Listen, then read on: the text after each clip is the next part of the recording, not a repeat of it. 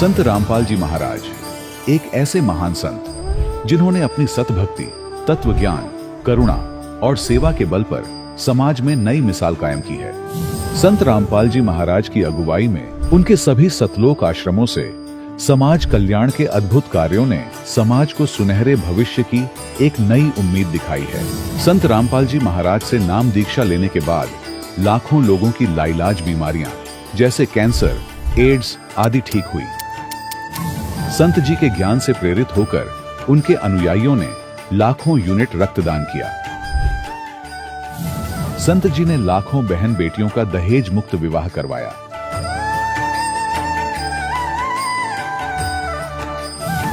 संत जी ने लाखों लोगों का नशा छुड़वाया, करोड़ों उजड़े परिवार बसे। संत जी के आश्रमों में समागम के दौरान निःशुल्क नेत्र चिकित्सा, दंत चिकित्सा प्रदान की जाती है। संत रामपाल जी महाराज द्वारा समय समय पर पर्यावरण संरक्षण के उद्देश्य से बड़े स्तर पर वृक्षारोपण किया जाता है। संत जी ने जरूरतमंदों को तत्काल राहत पहुंचाने के लिए एम्बुलेंस सेवा शुरू की। संत जी अपने अनुयायियों को देहदान के लिए प्रेरित करते हैं, जिससे मानवता की सेवा और चिकित्सा क्षेत्र में सुधार हो सके। संत रामपाल जी महाराज के सभी आश्रमों में हर रोज निःशुल्क भंडारा आयोजित किया जाता है, जहां हर वर्ग, हर जाति और हर धर्म के लोग एक साथ बैठकर भोजन करते हैं।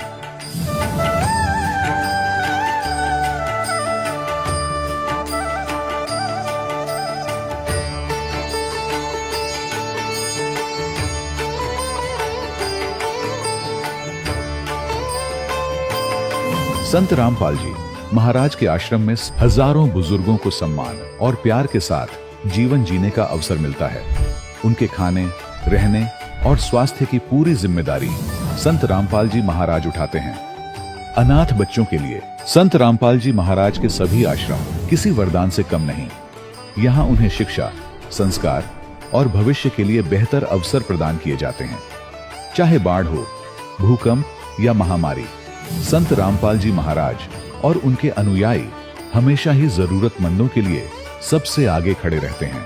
कोविड महामारी के दौरान संत रामपाल जी महाराज के आश्रमों से करोड़ों लोगों के लिए भोजन, दवाइयां और जीवन रक्षक सामग्रियां उपलब्ध कराई गई। चाहे गरीब की मदद हो या किसी शोषित और पीड़ित वर्ग के हक और सम्मान की लड़ाई, संत रामपाल जी महाराज ने हमेशा ही उनकी दबी आवाज को सरकारों तक पहुंचाया है और उन्हें उचित न्याय दिलवाने में अहम भूमिका अदा की है। समाज में आध्यात्मिक और सामाजिक मूल्यों के प्रति जागरूकता लाने में संत रामपाल जी महाराज हर कदम पर मानवता के सच्चे सेवक साबित हुए हैं।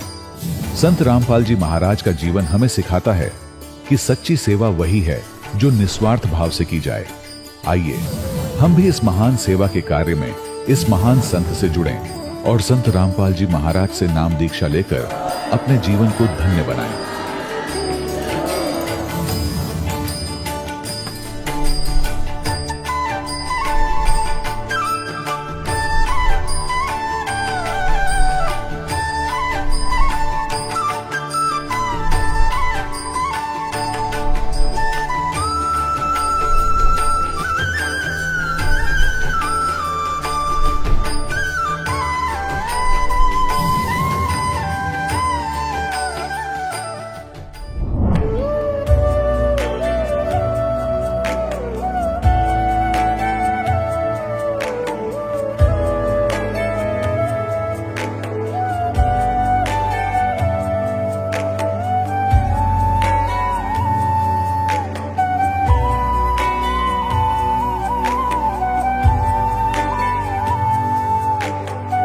पूर्ण परमात्मा पाप कर्म दंड को भी काट सकता है।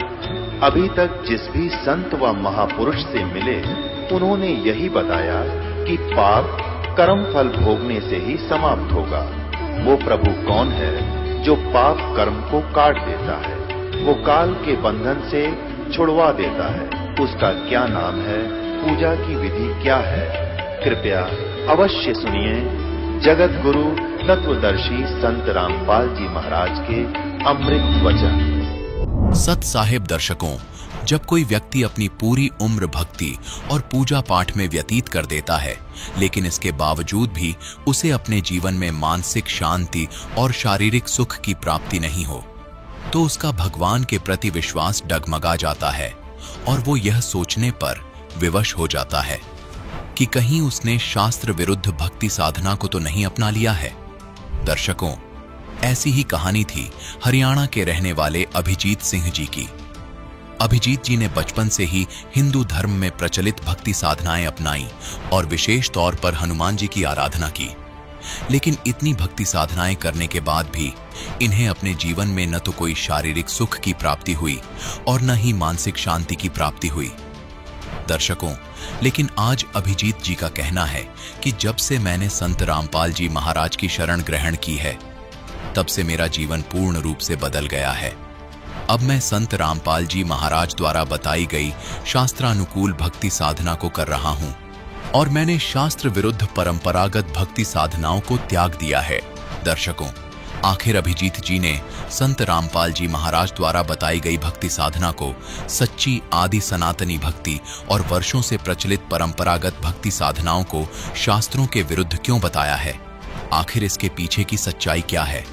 आइए सुनते हैं अभिजीत सिंह जी की कहानी, उन्हीं की जुबानी। नमस्कार सर। नमस्कार सर। सर, क्या नाम है आपका? सर, मेरा नाम अभिजीत सिंह है और मैं गांव बिजलानाबाद, डिस्ट्रिक्ट भिवानी, हरियाणा से हूँ। अभिजीत सिंह जी, आपने संत रामपाल जी महाराज से नाम दीक्षा कब ली? सर, मैंने संत रामपाल जी महाराज जी से नाम दीक्षा 5 मई 2013 को ली। अभिजीत सिंह जी, आपने क्या क्या भक्ति साधनाएं की हैं, कृपया हमारे दर्शकों को बताएं। देखिए, संत रामपाल जी महाराज जी की शरण में आने से पहले जो है, मैं 7th क्लास से ही मैंने हनुमान जी की भक्ति स्टार्ट कर दी थी और मैं मंगलवार का व्रत करता था। उसके बाद में थोड़ा बड़ा हुआ तो परिवार में जैसे बाबा रामदेव जी पीर राजस्थान के अंदर हुए हैं, तो उनकी पूजा साधना करते थे, तो हम सब जो है राजस्थान में रामदेवरा जाया करते थे। और उसके बाद में थोड़े बड़े हुए तो पता चला कि भक्ति मार्ग के अंदर जो है गुरु बनाना वो बहुत इम्पोर्टेंट है। तो फिर हमने गुरुओं की तलाश करी। तलाश करते करते हमने जो है ब्रह्म ऋषि कुंवर स्वामी जी से भक्ति साधना ली और उनके यहाँ 3 दिन का समागम होता था, तो उनमें हम जाया करते थे। और एक जो यहाँ भिवानी डिस्ट्रिक्ट के अंदर बीरण गांव है, उसी के अंदर एक रामदेव जी पीर जी का मंदिर है, उसमें एक महाराज रहते हैं फूलनाथ जी, उनसे भी हमने जो है भक्ति साधना ली थी। आपने बहुत सारे गुरु बना रखे थे, तो फिर संत रामपाल जी महाराज जी के शरण में कैसे गए, क्या कारण बना? देखिए, संत रामपाल जी महाराज जी की शरण में आने का जो मुख्य कारण ये था कि ये भक्ति साधना करते करते भी हमें कोई लाभ नहीं हो रहा था।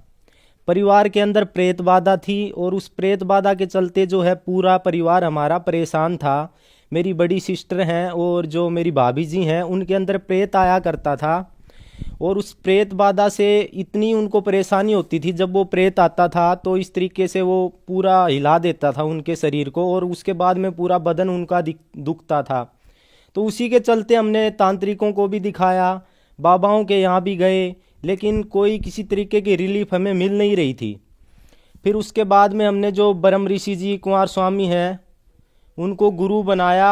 उनका पाठ भी उन्हें हमने दिलवाया, लेकिन उनका पाठ करते करते भी जो उनकी परेशानी थी वो दूर नहीं हो रही थी। ये भक्ति साधना करते करते भी जो है हमें बाधाएं बढ़ती जा रही थी। आलम ये हो गया था कि घर के अंदर जैसे आप देखते हो बारिश में पानी बरसता है, इस तरीके से जो है खून की वर्षा होती थी और हमारी आंखों के सामने हम देखते थे फर्श के ऊपर खून के थक्के आगे गिरते थे बड़े बड़े। और ऐसा होता था जैसे सर्दी का टाइम है, हम रूम के अंदर सो रहे हैं तो बाहर से ऐसे जैसे कोई इंसान पकड़ के दरवाजे को हिलाता है, इसी तरीके से वो प्रेत हमारे दरवाजे को जोर जोर से हिलाता था और जब हम बाहर जाके देखते थे तो कुछ भी दिखाई नहीं देता था। ऐसे ही होता था कि जैसे छत पे कोई नाच रहा हो, लेकिन छत पे जब जाके देखते थे कुछ नहीं मिलता था। तो उस प्रेत बाधा से जो हम बहुत परेशान थे। मेरे ताऊ जी थे, मेरे ताऊ जी के लड़के थे, उस प्रेत बाधा के चलते उनको मानसिक परेशानी हो गई थी। वो पागलों की तरह व्यवहार करते थे और इस तरीके से करते थे कि उनको बेल से बांध के रखना पड़ता था। अगर खुला छोड़ दें तो वो मारने लग जाते थे या अपने कपड़े फाड़ने लग जाते थे। हमने डॉक्टरों को भी बहुत दिखाया, रोहतक पीजीआई में दिखाया, लेकिन दवाई ली, कोई आराम नहीं मिला। तो उसके बाद में हमने कहीं से सुना था कि जो पूर्ण संत होते हैं ना, वो आशीर्वाद भी दे दें कि ये कह दें कि बेटा आपकी दुख तकलीफ दूर हो जाएंगी, तो उसी से जो है इंसान की दुख तकलीफें दूर हो जाती हैं। तो इसी खोज में हमने जो है संत महात्माओं को ढूंढना स्टार्ट करा। तो उससे पता चला, मेरे पापा जी थे जो पहले उन्होंने राधा स्वामी पंथ से नाम दीक्षा ले रखी थी, तो वहाँ पे वो जाते थे, तो हमें ये पता था कि वहाँ पे जो उनके गुरु हैं वो मिलते नहीं हैं, दूर से ही वो अपना आशीर्वाद वगैरह सत्संग वगैरह करते हैं, अपने अनुयायियों की कोई भी किसी भी तरीके की परेशानी नहीं सुनते हैं। तो इसीलिए हमने वहाँ जाना तो ठीक नहीं समझा। बाकी संतों के बारे में पता करा, इनके आश्रमों के नंबर निकाल के कांटेक्ट किया, तो पता किया तो उन्होंने बताया कि भाई ऐसे वो हर इंसान से नहीं मिलते हैं। फिर उसके बाद में जो है हमें एक बारी ज्ञान गंगा बुक मिली थी कहीं से, उसके अंदर एक संत रामपाल जी महाराज जी के अनुयायी का हमने अनुभव पढ़ा था। उसमें उन्होंने बताया था कि वो कहीं से ऊपर से गिर गए थे और गिरने की वजह से उनकी रीढ़ की हड्डी में चोट लग गई थी। चोट के लगने के कारण वो उठ भी नहीं पा रहे थे।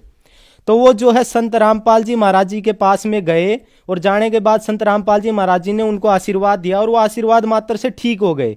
तो ये बात जो हमने ज्ञान गंगा बुक में पढ़ी थी, तो वही बात कहीं ना कहीं मेरे दिमाग में थी कि अगर संत रामपाल जी महाराज जी अपने अनुयायियों से मिलते हैं तो एक बार हम बात करके देखते हैं। फिर जो हमने टीवी चैनलों पे जैसे हम बाकी संतों के भी सत्संग सुनते थे, तो हमें पता था कि संत रामपाल जी महाराज जी का भी सत्संग आता था। कई बारी जो है हम टीवी चैनल बदलते थे तो संत रामपाल जी महाराज जी का सत्संग हमारे सामने आता था, लेकिन पहले हमने कभी सुना नहीं। उसके बाद में हमने थोड़ा सुनना स्टार्ट किया और वहाँ पे जो है टीवी चैनल के ऊपर जब गुरु जी का संत रामपाल जी महाराज जी का सत्संग आता है तो उसके अंदर आश्रम के नंबर भी आते हैं। तो हमने नंबरों पे कांटेक्ट किया और पता किया कि भाई संत रामपाल जी महाराज जी हैं, वो अपने अनुयायियों से मिलते हैं क्या। तो आश्रम में जैसे हमने बात करी तो उन्होंने बताया कि हाँ, संत रामपाल जी महाराज जी जो हैं वो अपने हर भगत अनुयायी से मिलते हैं और उनकी जिस भी तरीके की परेशानी होती है वो सुनते हैं और उनका निवारण करते हैं। तो हमने आश्रम में जाके संत रामपाल जी महाराज जी के नाम दीक्षा लीजिए। सर, जैसे कि आपने बताया कि आप बहुत ज़्यादा परेशान थे, उसके लिए आप बहुत सारे मंदिरों में भी गए और गुरु भी आपने बनाए, तो क्या संत रामपाल जी महाराज से नाम दीक्षा लेने के बाद आपकी परेशानियां ठीक हुई? देखिए, जैसे हम आश्रम में नाम दीक्षा ली, वहाँ पे भक्तों ने हमें बताया अगर आपको किसी भी तरह की परेशानी है तो आप गुरुदेव जी से जो है संत रामपाल जी महाराज जी से प्रार्थना करना और वो जो है आपकी प्रार्थना सुनेंगे। तो हम दर्शनों के लिए संत रामपाल जी महाराज जी के पास में गए और हमने जो है हमारी प्रार्थना लगाई कि गुरु जी हमारे परिवार में ऐसे ऐसे दिक्कत है। तो परमात्मा ने जो है सिर पे हाथ रखा और हाथ रख के गुरु जी ने आशीर्वाद दिया, बोले बेटा पूरे परिवार को नाम दीक्षा दिलाओ, आपकी सारी परेशानी दूर हो जाएगी। तो भगत सर, मैं जिस टाइम आश्रम में गया था उस टाइम मेरे पेट में बहुत ज़्यादा तकलीफ थी, दर्द होता था, मैं दवाई लेता था और दवाई लेने के बाद भी मेरे को किसी भी तरीके का आराम नहीं हो रहा था। जैसे ही संत रामपाल जी महाराज ने मेरे सिर पे हाथ रखा, आशीर्वाद दिया, आशीर्वाद देते ही जो है मेरे पेट में आराम हो गया और मैं उसके बाद में भंडारा करने गया। मैंने वहाँ आश्रम में जाके वहाँ पे 4-5 रोटियाँ खाई। मैं 2-3 दिन से इतना परेशान था कि मैं खाना नहीं खा पा रहा था ठीक से। सर, मेरे पेट में दर्द रहता था और उल्टी होती थी। डॉक्टरों को दिखाया था, दवाई भी ली थी, लेकिन आराम नहीं मिल रहा था। लेकिन गुरुजी के आशीर्वाद मात्र से ना उसी टाइम मेरे को रिलीफ मिल गई। फिर मेरे को ये लगा कि ये पूर्ण संत हैं, इनके आशीर्वाद मात्र से ही मेरे को इतना लाभ मिला है। उसके बाद में जो है मैं घर पे आया और घर पे आने के बाद में जो है मैंने संत रामपाल जी महाराज जी की बताई जो भक्ति साधना थी वो मैंने करनी स्टार्ट कर दी जी। उस भक्ति साधना को करने के बाद में मेरे परिवार के अंदर जितनी भी प्रेत बाधा थी वो एकदम से भक्ति करते करते कुछ ही टाइम के अंदर सारी ठीक हो गई और जितनी भी परेशानियां आ रही थी वो एकदम से दूर होना स्टार्ट हो गई। तो मेरे को दृढ़ विश्वास हो गया कि संत रामपाल जी महाराज जो हैं वो पूर्ण परमात्मा है और वो ही सच्ची साधना जो है इस पृथ्वी पे दे रहे हैं। तो इसके बाद में मैंने पूरे परिवार को नाम दीक्षा दिलाई। मेरी बहन को जो प्रेत बाधा थी नाम दीक्षा लेने के बाद में वो भी दूर हो गई और भाभी जी को भी प्रेत बाधा थी, वो भी नाम दीक्षा लेते ही ठीक हो गई। उसके बाद में मेरे ताऊ जी और मेरे ताऊ जी के लड़के हैं, उनको मानसिक जो परेशानी थी वो पागल रहते थे, उनको बांध के रखना पड़ता था। उनको मैं आश्रम लेके गया, बरवाड़ा आश्रम, और उन्होंने जाके संत रामपाल जी महाराज जी से नाम दीक्षा ली और नाम दीक्षा लेने के कुछ ही टाइम के अंदर जो है उनकी वो समस्या बिल्कुल पूरी तरीके से दूर हो गई। संत रामपाल जी महाराज जी की दया से आज वो बिल्कुल ठीक हैं।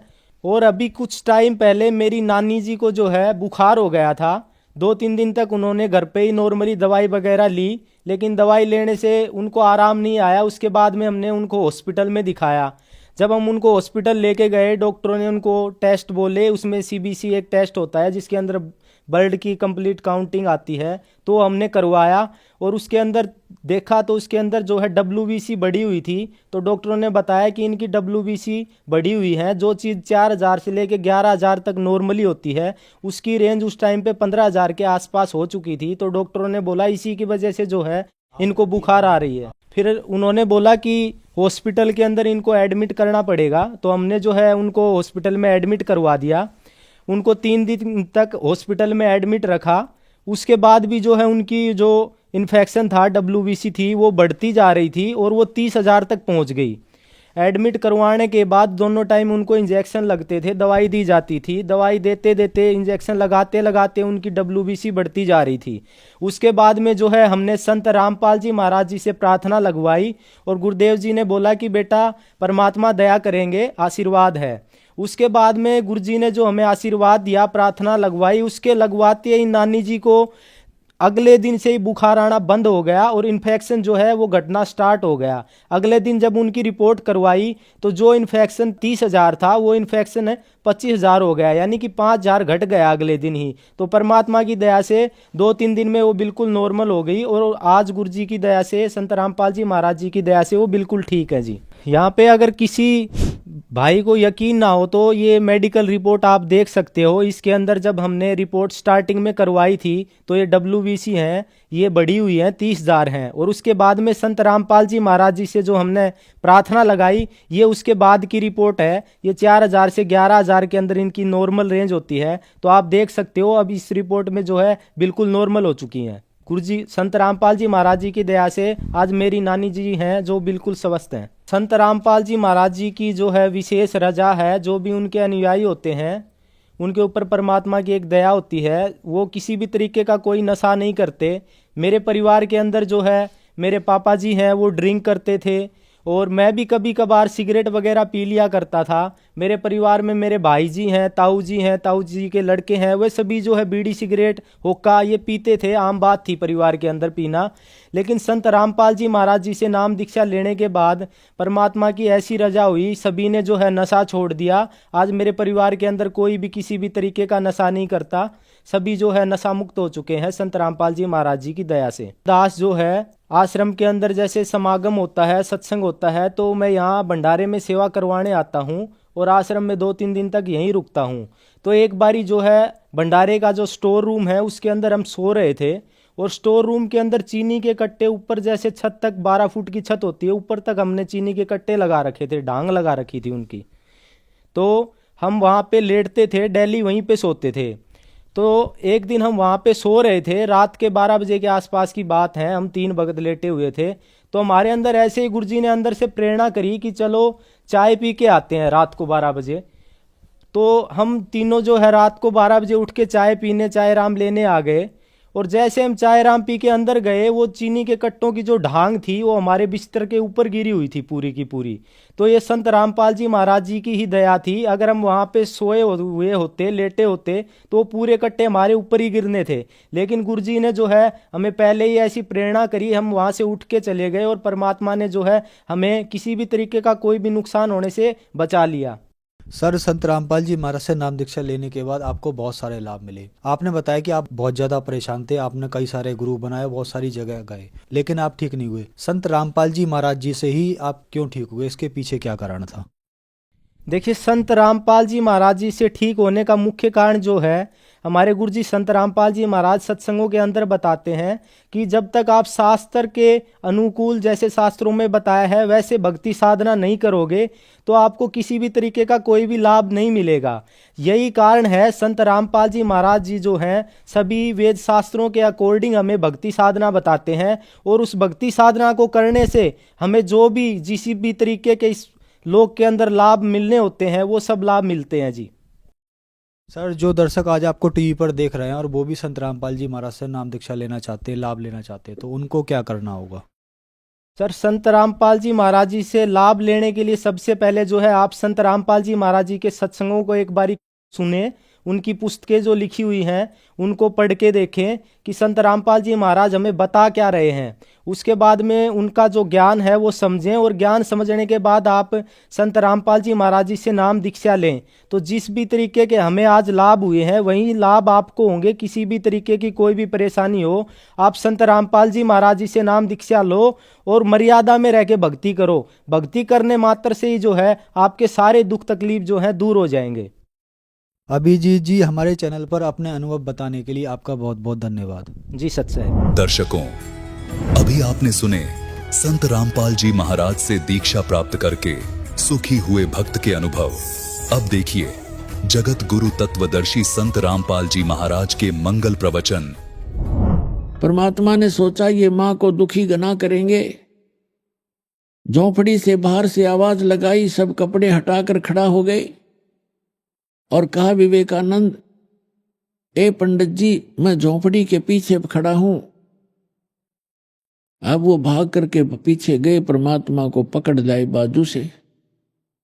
अब मां की ममता थी, क्योंकि बच्चा जो साथ रहा बचपन छोटा सा लाए थे उठा के, उसमें मोह विशेष बन गया था और बच्चे को छुड़वाने के लिए उनके हाथ पकड़ लिए दोनों और बच्चे को सीने से लगा रही है, छोड़ दो मेरे बालक को, छोड़ दो मेरे बच्चे को। उन मस्टंडों ने लठ मारे उस माई के हाथों पर और जब पीट पीट कर अचेत कर दिया तब उसने उनके हाथ छोड़े। इस शोर शराबे को सुनकर नीरू भी भागा आया।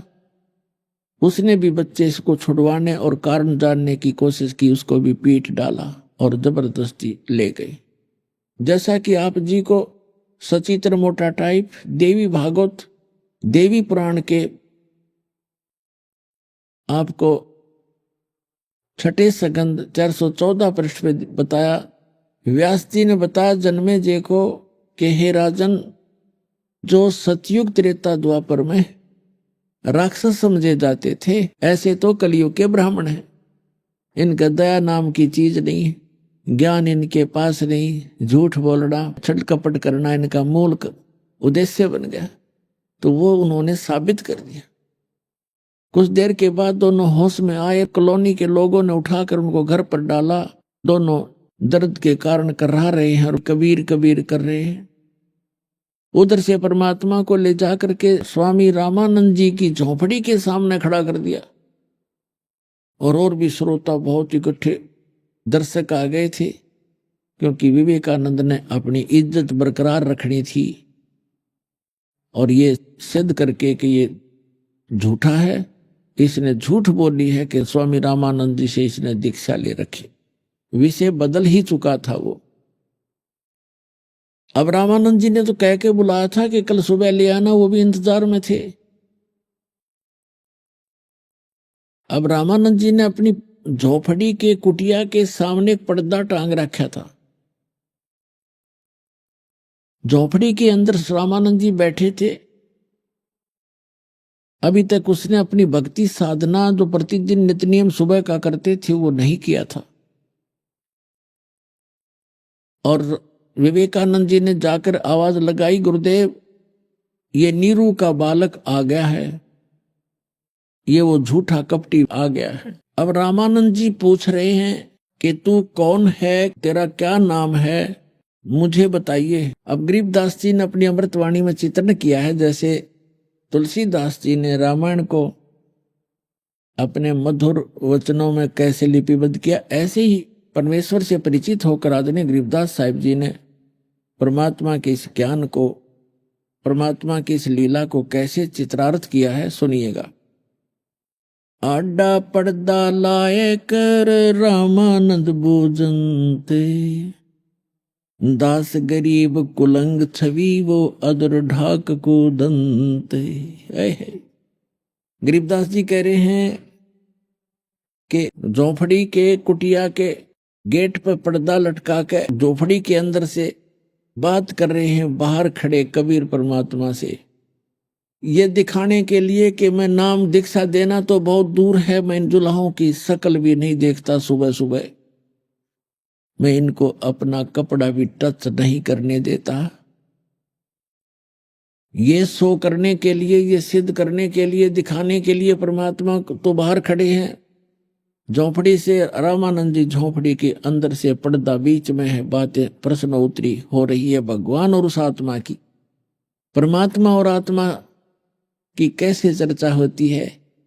कबीर परमात्मा से वो तुच्छ जीव रामानंद जी कैसा व्यवहार करते हैं बगैर ज्ञान के, और जब ज्ञान होगा, जब देखना उस 104 वर्ष के वृद्ध की क्या स्थिति होगी उस परम पिता के सामने। गरीबदास साहब जी कहते हैं, आडा पर्दा लाए कर रामानंद भोजंत, दास गरीब कुलंग छवि ही अदर ढाक को दंत। जैसे मृग कूदा कर, कहते झोपड़ी के अंदर पांव पीट रहे क्रोध में, और बाहर के लोगों ने सुने आवाज जोर की, पैरों की भी मुख से बोल रहा कड़वे कड़वे वचन।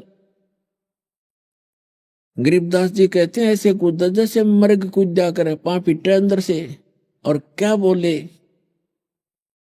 कौन जात कुल पंथ है और कौन तुम्हारा नाम है, गरीबदास आदीन गति फिर बोलत है बलि जाऊं मैं।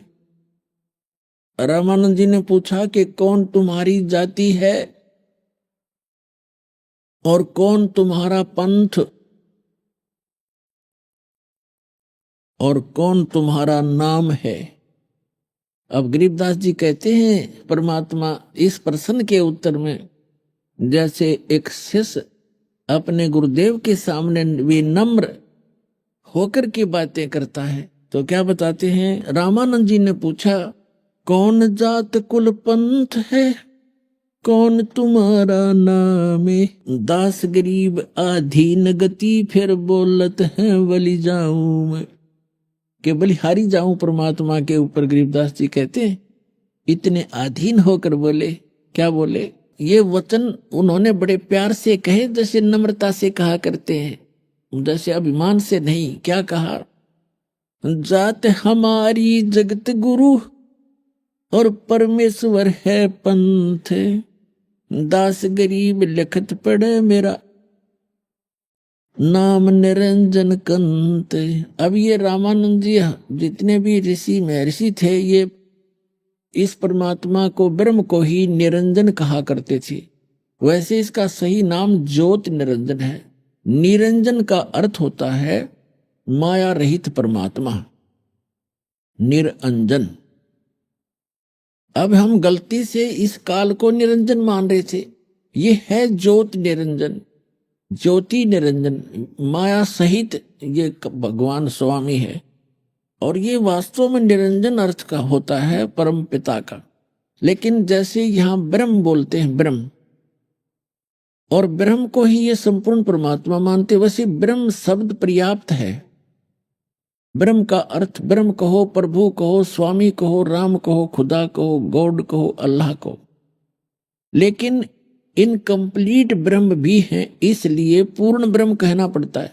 यहाँ के लोक वेद में ब्रह्म ही सुप्रीम पावर प्रसिद्ध हो रहा था, तो यहाँ परमात्मा कहते हैं कि मैं ही वो ब्रह्म हूं, परमात्मा हूं। रामानंद जी इस बात से घने दुखी हो गए। एक दानक का लड़का, दानक जुलाहे का बालक अपने आप को भगवान कहता है, इसको शर्म नहीं आती। फिर गालियां देनी शुरू कर दी रामानंद ने। अब परमात्मा क्या बताते हैं, जात हमारी जगत गुरु परमेश्वर है पंथ, दास गरीब लिखत पढ़े मेरा नाम निरंजन कंत। कंत माने मालिक, पति, दुल्हा। मैं सारी सृष्टि का स्वामी हूं, सारी सृष्टि का पति हूं, वो निरंजन हूं। और जात, मेरी जाति पूछते हो तो मैं जगत गुरु हूं, सारी सृष्टि को ज्ञान देने के लिए अब आया हूं। और मेरा पंथ पूछते हो, जैसे कोई विष्णु पंथी है, यानी विष्णु जी के ही मार्ग को, उसकी विधि को बताने वाला, उसकी भक्ति विधि, उसके ज्ञान से परिचित। कोई शंकर पंथी है, शिव का उपासक। जैसे कोई ये ब्रह्मा कुमारी पंथी है, और कोई इस राधा स्वामी पंथी है। तो उन पंथी का अर्थ होता है, पंथ का अर्थ होता है आप किस परमात्मा के ज्ञान का प्रदर्शन करते हो, पथ प्रदर्शन करते हो। तो परमात्मा कहते हैं मेरा पंथ पूछता है तो मैं परमेश्वर के पंथ को बता रहा हूं, उसके मार्ग को बताने के लिए आया हूं, उसके पाने की विधि बताने आया हूं। वो तो स्वयं ही थे। अब जैसे श्रीमद् भगवद गीता अध्याय नंबर 15 के श्लोक नंबर 1 से 4 और 16-17 में तकरीबन सृष्टि रचना का कंसेप्ट क्लियर हो जाता है। जैसे आपको अभी दिखाया था, उल्टा लटका हुआ संसार रूपी वृक्ष, ऊर्ध्व मूलम अधः शाखम अश्वत्थम प्राहु अवम छंदासी यस्य प्रणानी ये तम वेद से वेदवित। उल्टा लटका हुआ संसार रूपी वृक्ष है, ऊपर को जड़ है, नीचे को तीनों गुण रूपी शाखा है और पत्ता आदि इसके संसार है। पत्ते ही जो जीव जंतु समझो। तो इसको जो जानता वो तत्वदर्शी संत है, इसके सारे भाग विभाग जानता है। फिर बताया है कि 15वें अध्याय के 16-17 में 3 पुरुष बताए, एक सरपुरुष एक अक्षर पुरुष। सरपुरुष तो ये ईश कहो, सरपुरुष कहो, ईश कहो। अक्षर पुरुष आपको बता दिया वो तना है और सरपुरुष उसकी डार है। तो अक्षर पुरुष कहो या ईश्वर कहो, ईश ईश्वर। और तीसरे नंबर का 8वें अध्याय के प्रथम श्लोक में अर्जुन ने पूछा कि आप जी ने 7वें अध्याय के 29वें श्लोक में जिस तत्ब्रह्म की जानकारी दी है कि उसको जानने के बाद प्राणी केवल जरा और मरण से छूटने का ही प्रयत्न करता है, इस संसार की किसी वस्तु की डिमांड नहीं करता। तो 8वें अध्याय के प्रथम मंत्र में अर्जुन ने पूछा किम तत्ब्रह्म, वो तत्ब्रह्म क्या है। 8वें अध्याय के तीसरे श्लोक में गीता ज्ञानदाता कहता है वो परम अक्षर ब्रह्म है। तो गीता अध्याय नंबर 15 के श्लोक नंबर 1 से 4 में सभी विभाग बताए हैं और 16-17 में बताया है कि 3 पुरुष है। एक सरपुरुष, सरपुरुष को ईश कहते हैं, ये केवल 21 ब्रह्मांड का स्वामी है, प्रभु है, मालिक है। और दूसरे को अक्षर पुरुष को ईश्वर कहते हैं, ईश्वर यानी ईश से श्रेष्ठ, इस ब्रह्म से नेक्स्ट पर ब्रह्म, अक्षर ब्रह्म भी कहते हैं इसको। और तीसरे नंबर का जो परम अक्षर ब्रह्म है उसको परमेश्वर कहते हैं।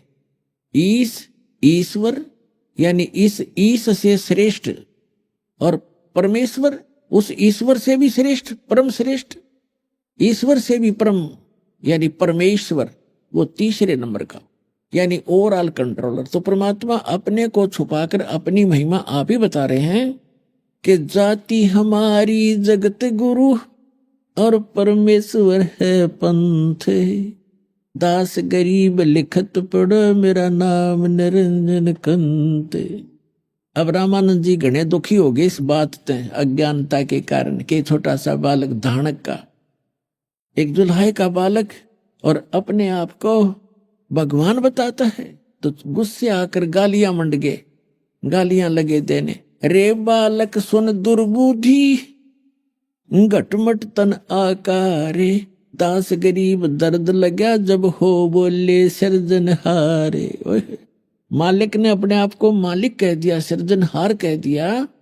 तो रामानंद जी के कहते दर्द लगा, दुख हुआ उस बात का। और क्या बोले, अरे बालक सुन दुर्बुद्धि, ए मंदबुद्धि के व्यक्ति, तेरा घटमट तन आकार। अब देखो हमारी बुद्धि कितनी कमजोर थी।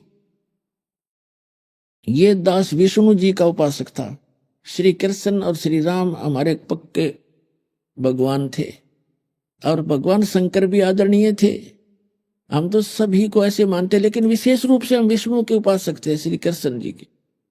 और ऐसे ही अन्य भी हमारे साथी होते थे। तो जब कभी डिस्कस करते थे, कोई पूछता था कि समाधि लगाता है, मैंने किसी संत ने बताया मैं समाधि लगाता हूं। और भगवान आपने देखा? अके नहीं, भगवान तो निराकार है, वो दिखाई थोड़ा ही देता है, वो तो निराकार है कि और प्रकाश दिखता है। कुछ तो सुनी सुनाई का और एक आध दिन दिख भी जाता होगा, तो प्रकाश भगवान नहीं है, वो तो भगवान का प्रकाश है। तो कहने का भाव ये है, यहां रामानंद जी भी उसी दुर्बुद्धि से ग्रस्त था। वो कह रहा है कि तू अपने आप को भगवान कहता है, भगवान दिखाई थोड़ा देता, वो तो निराकार है, उसका तन शरीर थोड़ा ही है। ये सांग ऐसी बिरानवाटी हो रही थी, ऐसी दुर्बुद्धि थी हमारी ज्ञान की। अब वही रामानंद जी बोल रहा है उसी सत्र का, वही ज्ञान आम आदमी को हमें होता था ऐसा ही। तो क्या कहते हैं, रे बालक सुन दुर्बुद्धि घटमट तन आकारे, गरीब दास दर्द लगा हो बोले सिरजनहार। ए दुर्बुद्धि बालक, तेरा शरीर दिखाई देता है, तेरा आकार है, तो अपने आप को भगवान कहता है। तो गरीबदास जी कहते हैं रामानंद जी का इस बात का घना दुख हुआ, भगवान ने अपने आप को भगवान कह दिया। तुम मोमन के पालेवा जुल्हे के घर बासे, दास गरीब अज्ञान गति एता दृढ़ विश्वास। और कॉन्फिडेंस से बोल रहे भगवान कि तुम मोमन के पालवा, तो एक मुसलमान के घर तेरी परवरिश हो रही है, ऐसे कहते हैं ना, यानी बहुत ओछी बुद्धि से संबोधित कर रहे हैं रामानंद जी, ये जानकर कि तू एक धानक और मुसलमान के घर में तू पल रहा है और तेरा जुल्हे के घर निवास है, और अपने आप को तू भगवान बताता है। तुम मोमिन के पालेवा, तेरा जुल्हे के घर बासे, दास गरीब अज्ञान गति एता दृढ़ विश्वास। मान बड़ाई छोड़ करे बोलो बालक बैन। रामानंद जी कहे हैं कि सीधी बात कर, अभिमान त्याग, तू अभिमान ना करे कि अपने आप को भगवान बता रहा है। मान बड़ाई छोड़ करे बोलो बालक बैन, दास गरीब अदम मुखी एता तुम गट फैन। तरक तलु से बोलते रामानंद सुर ज्ञान, दास गरीब को जाते हैं आखिर नीच निदान। अब रामानंद जी कह रहे हैं कि तेरी जात का पता नहीं, कुजात तेरा पता नहीं तो किसका है, तू पढ़ा पाया था उसको नीरू को, और अपने आप को है तू कुजात है ना, नीच, इसलिए अब छोटा मुंह बड़ी बात कर रहा है। तर्क तलु से बोलते रामानंद सुर ज्ञाने, दास गरीब कुजात है आखिर नीच निदान। ये शब्द रामानंद जी कह रहे हैं कि आखिर ना तो नीच जात का, इसलिए छोटा मुंह बड़ी बात बकवास कर रहा है, अपने आप को भगवान कह रहा है। परख नरक तो को नहीं तू नीच कुलीन कुजात, दास गरीब अकल बिना तैजे कही क्या बात। बिना दिमाग के तने बात क्या कह दी, अपने आप को भगवान कह रहा है। रामानंद जी का तो घना गुस्सा हो गया ना इस बात का। अब परमात्मा क्या कहते हैं, हाय हाय, मैं के बदन खुलासे करे सुन स्वामी परवीन। यानी गुरुजी धमका रहे हैं, गालियां दे रहे हैं, और एक सुयोग्य शिष्य की भूमिका करते हुए भगवान हाथ जोड़कर खड़े हैं ऐसे।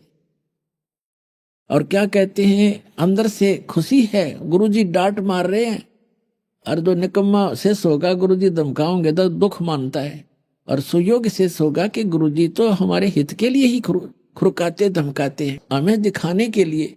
हालांकि गुरुजी गलत धमका रहे थे, गलत खुरका रहे थे, भगवान ही थे वो तो, फिर भी एक सुयोग्य शिष्य की भूमिका करते हुए कहते हैं, मैं के बदन खुला से करे सुन स्वामी परवीन, दास गरीब मनी मरे मैं आजिज आधीन। मैं आपका आजीज हूं, आपका नौकर हूं, आपके अधीन हूं, मेरा अहंकार नहीं है। और फिर क्या बताते हैं, ए स्वामी सृष्टा में और सृष्टि हमारे तीरे, दास गरीब अधर बसू मैं अवगत सत कबीर। मैं अवगत गत से पहरे इन चार वेद से दूर, दास गरीब दसों दशा में सकल सिंध भरपूर। सकल सिंध भरपूर हूँ खालिक हमारा नाम, दास गरीब अजात हूँ तै जो कहा बलि जाऊं। परमात्मा कहते हैं कि मैं सारी सृष्टि के रचने वाला हूँ। एक 5 वर्ष का बालक और ऐसे हाथ जोड़े खड़ा है बाहर, पर्दे से बाहर, और कह रहा है कि ए स्वामी, हे मालिक, मैं सृष्टा हूं, सारी सृष्टि के रचने वाला, और ये सृष्टि हमारे तीर, और मैं ऊपर रहता हूं अवगत सत कबीर। फिर कहते हैं सकल सिंध भरपूर हूं और खालिक मेरा नाम, और दास गरीब अजात हूं, मेरे जात पात नहीं है दाता, फिर भी आपने जो कहा, मुझे कुजात कहा, नीच कहा, तो मैं बलि जाऊं आपके ऊपर। आपने जो कहा मुझे आपने ऐसा ही जाना होगा, मैं ऐसा ही होऊंगा। लेकिन मैं जो कह रहा हूं वह सत्य है कि मैं सारी सृष्टि का रचने वाला हूं। एक 5 वर्ष का बालक है, और ये बातें कहो भी धानक का जुलाहे का 600 वर्ष पहले। तो पुण्यात्माओं, बुद्धि सुलभ कर जा आदमी की कि भगवान हो सकता है। और कबीर साहब को आज कोई भगवान मान कर राजी नहीं, और वो भगवान है। हमारे ना मानने से कौन सा वो भगवान नहीं रहेंगे। एक लाल कोई किसी को पहचान नहीं है, हर कोई ये कि ये करोड़ रुपए का है एक छोटा सा कंचा, और कोई नौकर मैं तो नहीं मानता। उसके ना मानने से लाल की कीमत नहीं समाप्त होगी, लेकिन उसके व्यवहार में नहीं है, उसको उसका जानकारी नहीं है, तो उसकी अपनी ही अज्ञानता का ये परिणाम है। फिर क्या बताते हैं, सुन रामानंद राम हम मैं बावन नरसिंह, दास गरीब सर्व कला में व्यापक सर्वंग, हम मौला सब मूलक में मुल्क हमारे माही, दास गरीब दयाल हम सम दूसर नाही, हमसे ही पानी पवन और हमसे धरणी आकाश, दास गरीब तत्व 5 में हम ही शब्द निवास। अपने आत्माओं देखिएगा, ये है सूक्ष्म वेद, और इस सूक्ष्म वेद को समझने के लिए परमात्मा की दी हुई वो विशेष विलक्षण बुद्धि चाहिए। अब यहाँ क्या बताते हैं परमात्मा कि मैं सब में व्यापक हूं। कैसे हूं कि जैसे 5 तत्वों के अंदर जो आकाश का गुण है वो सब में व्यापक है। 5 गुण हैं, शब्द स्पर्श रूप रस गंध। जैसे 5 तत्व हैं और इनके 5 के 5 ही गुण हैं, जैसे आकाश, वायु, अग्नि, पृथ्वी और जल, ये ऐसे हैं, तरतीब वाइज है। तो यहां क्या बताया है कि जैसे आकाश का गुण है शब्द, अब जैसे इस पूरे ब्रह्मांड को परमात्मा ने ऐसे बंद कर रखा आकाश से, यदि ये आकाश से बंद ना कर रखा हो, चारों तरफ से गति बिल्कुल बंद ना कर रखा हो, तो हम एक दूसरे की आवाज नहीं सुन सकते। यहां शब्द काम नहीं कर सकता। जैसे किसी स्पीकर का पर्दा फट जाता तो फुसर फुसर करेगा, वो आवाज नहीं रहती।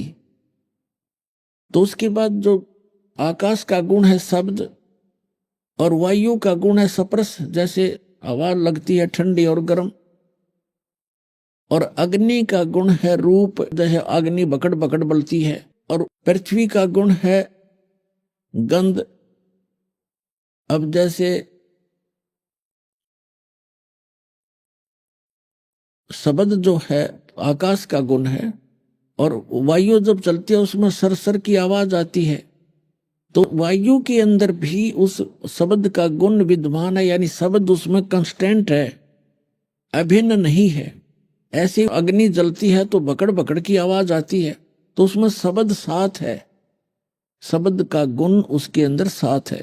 और पृथ्वी का डला जैसे उठाकर हम पटकते हैं, उसकी आवाज आती है, तो पृथ्वी के साथ है, उसमें भी विद्यमान है वहां पर भी।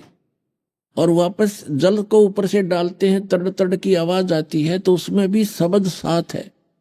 तो कहने का भाव यह है परमात्मा कबीर साहब का कि मैं ऊपर रहता हूं, लेकिन मेरी शक्ति पूरे ब्रह्मांडों में, जैसे शब्द सब में व्यापक है आकाश का गुण, ऐसे मैं सब में मेरी शक्ति साथ विद्यमान है, और उस मेरी शक्ति से ही सब ब्रह्मांड और सब ये जीव क्रियावान है।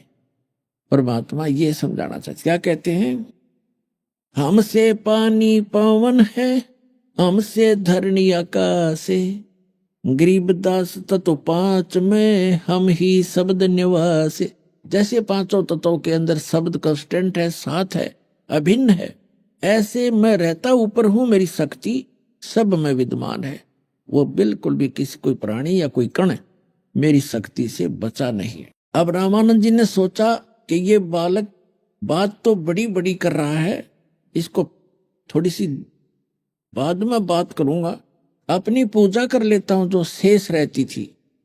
रामानंद जी क्या करते थे, पर्दा लगा ही रखा था। परमात्मा को कहा कि बैठा दो इस बालक को, यहीं बैठ जा 5-10 मिनट, मैं अपनी थोड़ी पूजा कर लेता हूं, फिर इससे बात करूंगा बाहर आकर के। अब उसने अपनी पूजा क्या करता था रामानंद जी, एक भगवान विष्णु का सालग्राम बना रखा था, मूर्ति पत्थर की, और वो सभी जितने उनके शिष्य थे वो मूर्ति की पूजा करते थे, सालग्राम की पूजा करते थे।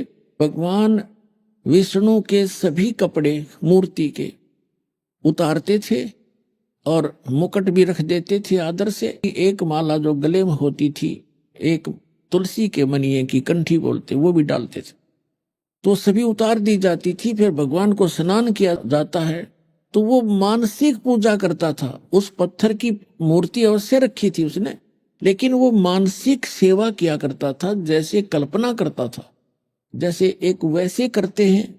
एक तो सौपन होता है, वो तो मानसिक समझो, एक वैसे प्रैक्टिकल करते हैं, मूर्ति को स्नान कराते हैं, सोच कपड़े पहनाते हैं ऐसे। तो वो मानसिक सेवा किया करता था कि मानसिक पूजा का ज्यादा लाभ होता है।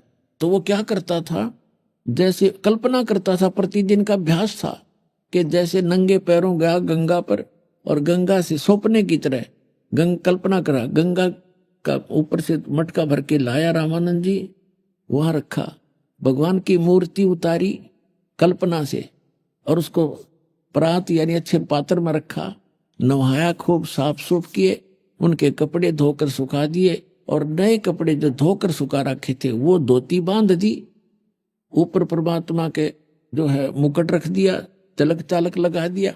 उस दिन गलती से जो कंठी होती थी एक मनके की, जो भगवान का माला डालते हैं, और एक बैजंती माला भी काल्पनिक बनाते हैं, वो भी डालते हैं भगवान के गले में, बैजंती माला छोटी सी। तो उस दिन क्या हुआ, वो माला डालनी भूल गया, मुकुट रख दिया, तिलक लगा दिया, सब कपड़े पहना दिए। अब मुकुट अगर माला नहीं डाली गले में तो पूजा अधूरी, तो पूजा खंडित, इनकम्प्लीट रहेगी।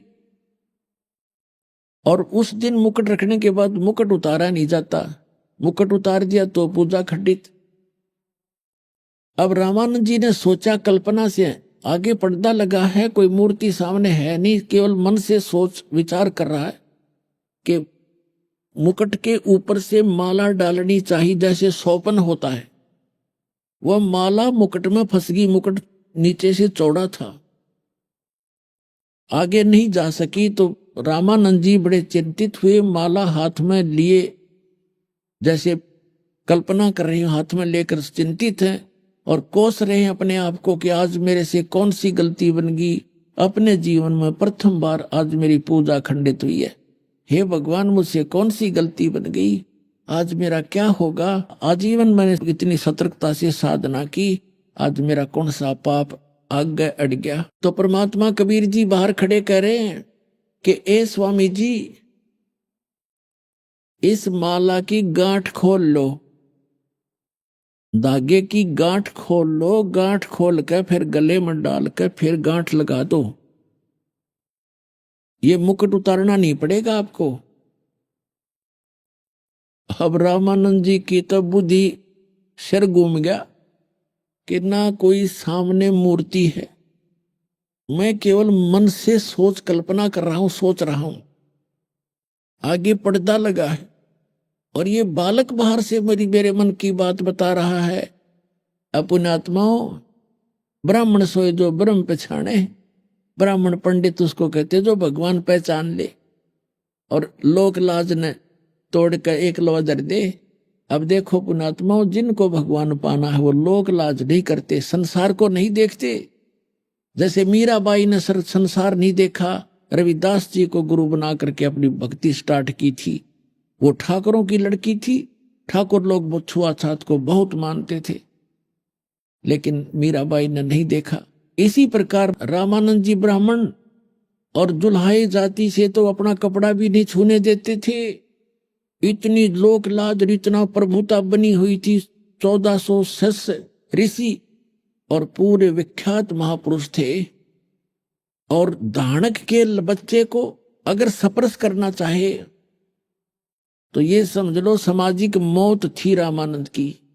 समाज से वो कति रिजेक्ट हो जाना था, उससे ब्राह्मण लोग बात नहीं करना था, लेकिन सामने भगवान खड़ा था। कहते स्वामी गुंडी खोल कर जब माला गल डारे, गरीबदास इस भजन को जान सके करतारे। रामानंद जी को परमात्मा ने कहा कि स्वामी जी इस माला के धागे की गुंडी खोल ले और फिर गले में डाल के दोबारा गांठ लगा दे। अब रामानंद जी को जो ही कहा परमात्मा ने, कित की गुंडी खोला था वो, और कित कहा माला थी, पर्दा दूर फेंक दिया। इतनी स्पीड से बाहर आया वो 104 वर्ष का वर्द, और सामने खड़े उस 5 वर्ष के धानक जुलाहे के पुत्र को, जिससे वो कपड़ा भी टच करना नहीं पसंद करता था, देखा भगवान खड़ा है। ऐसे मेरी बात को कोई पकड़ नहीं सकता, जान नहीं सकता। और कबीर साहब को सीने से लगा लिया भगवान रामानंद जी ने।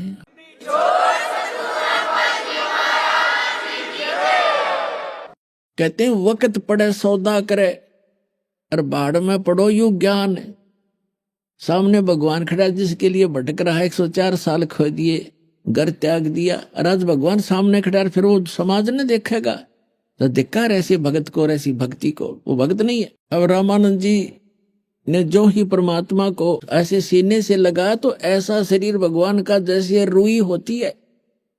यजुर्वेद अध्याय नंबर 40 के मंत्र नंबर 8 में कहा कि सप्रियागात शुक्रम अकायम एवर्णम ऐसनाविरम कबीर मनीषी।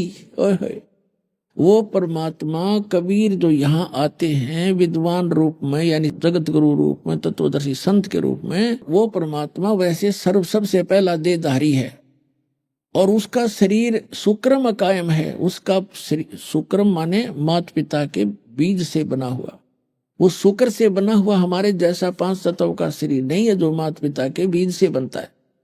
तो कहते हैं वो शुक्रम कायम ऐसा नाविरम, उसके शरीर में नाड़ी नहीं है, हार्ड होड नहीं है उसके अंदर, तो वो ऐसा शरीर है भगवान का। अभी आपने सुने संत रामपाल जी महाराज के मंगल प्रवचन। आइए अब सुनते हैं संत रामपाल जी महाराज से नाम दीक्षा लेकर सतभक्ति करके अद्भुत लाभ प्राप्त करने वाले अनुयायी के विचार।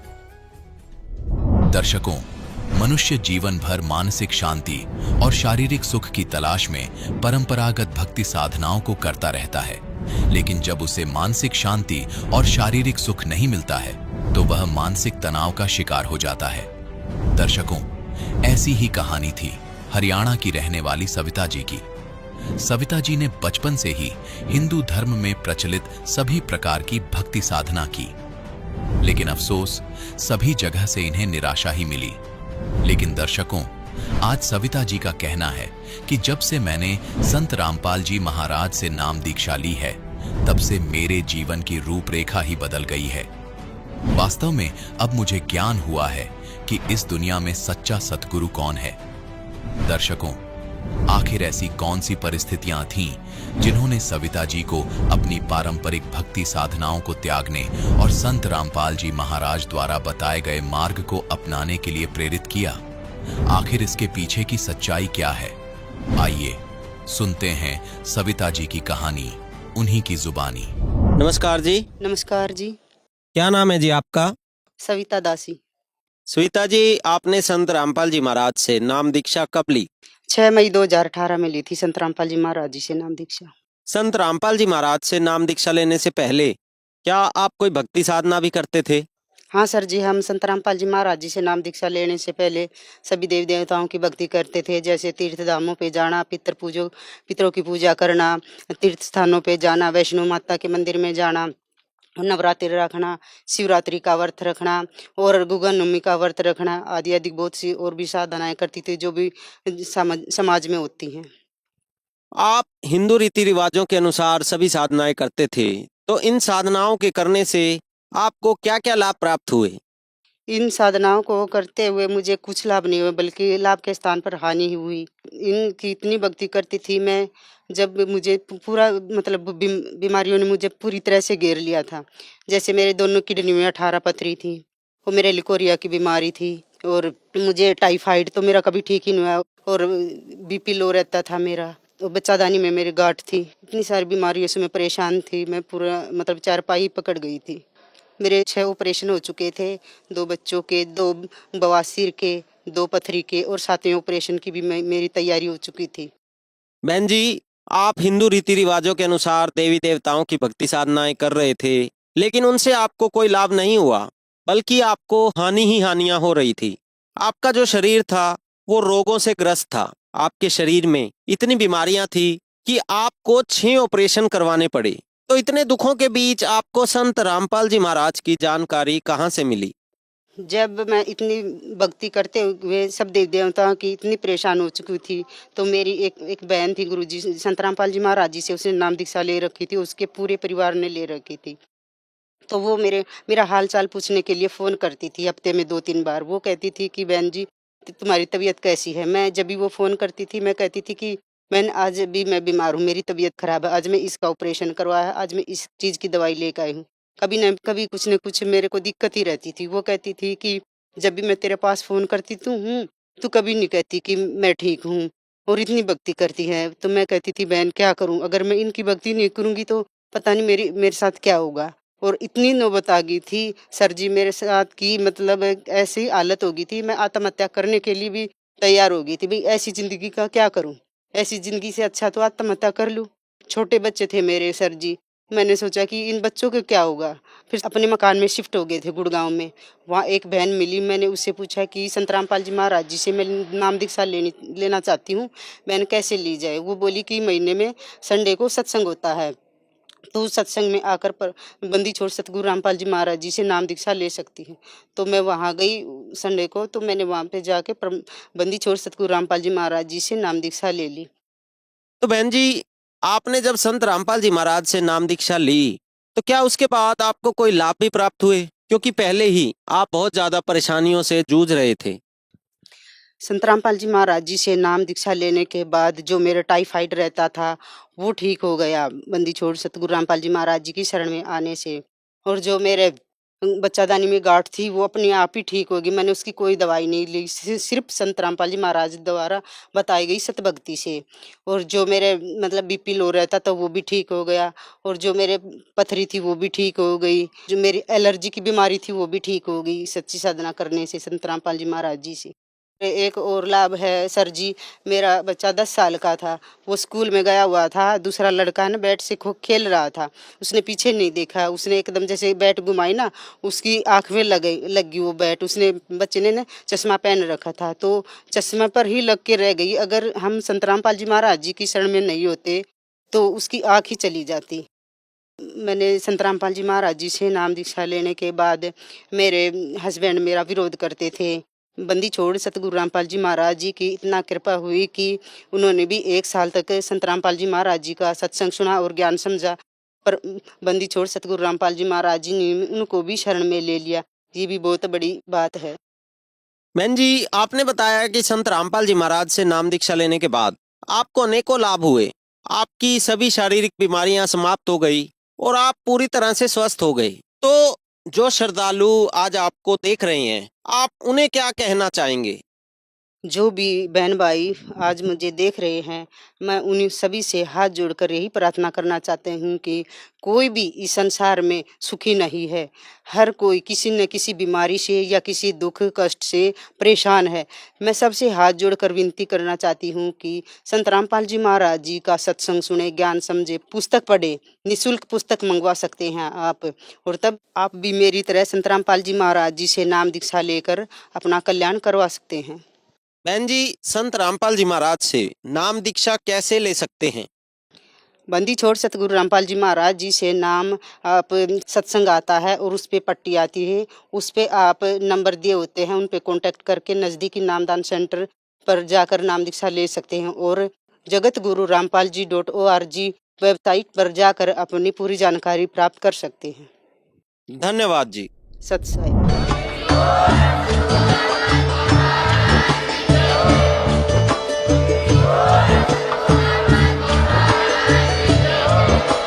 आप सुन रहे थे जगत गुरु तत्वदर्शी संत रामपाल जी महाराज जी के मंगल प्रवचन। अधिक जानकारी के लिए विजिट कीजिए हमारी वेबसाइट www.jagatgururampalji.org।